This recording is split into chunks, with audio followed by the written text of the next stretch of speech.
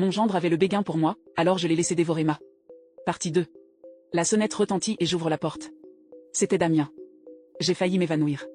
Mes charmes ressortaient dans ma tenue de sport. Je sais que Damien l'a remarqué car ses yeux bleus m'ont parcouru lentement. Il m'a dit « Bonjour madame, vous êtes superbe ». Je ne savais pas quoi faire.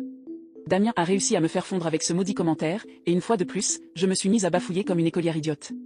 J'ai eu beaucoup de mal à lui dire que Lilia serait bientôt là. Je l'ai invité à entrer et il a pris place dans le salon. Je suis allée dans la cuisine pour faire ce que je voulais. Je ne voulais pas être devant lui parce que mes pensées devenaient sales et très troubles. Et c'était une terrible lutte intérieure parce que je pensais à ma fille, et qu'elle ne méritait pas que je fasse de tels fantasmes sur son petit ami.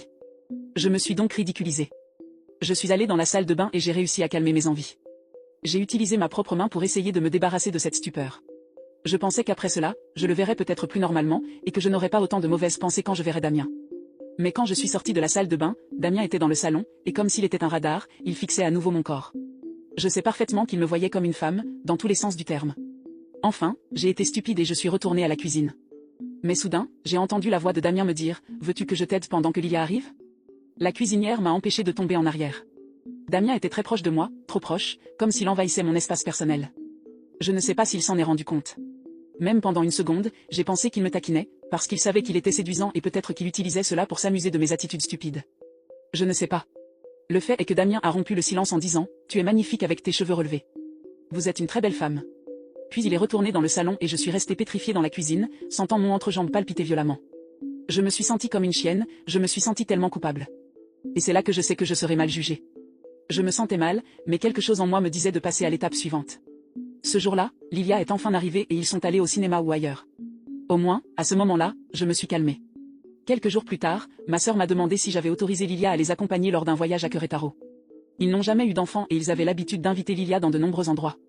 À ce moment-là, mon cerveau a commencé à avoir des pensées tordues. J'aurais la maison pour moi tout seul. Et j'ai dit bien sûr.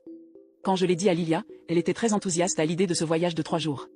Elle se sentait un peu triste de ne pas voir Damien à ce moment-là. Mais je me suis sentie mal à l'aise quand elle a dit ça. Parce que moi, sa propre mère, j'avais de sales pensées pour ce garçon si beau et si parfait. Finalement, Lilia est partie pour le voyage. C'était samedi et j'étais plus calme. J'ai commencé à regarder des séries et j'ai laissé la situation de côté. C'était peut-être mes hormones féminines qui parlaient. Je riais toute seule de ce que j'avais fait les jours précédents. Soudain, on a sonné à la porte. J'étais pétrifiée et j'ai commencé à trembler. C'était un mélange d'angoisse et d'excitation.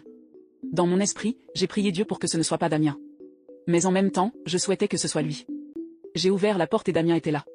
Rayonnant comme un rêve devenu réalité. Sans lui demander ce qu'il faisait dans la maison, sachant que Lilia n'y était pas, je lui ai demandé ce qu'il faisait là.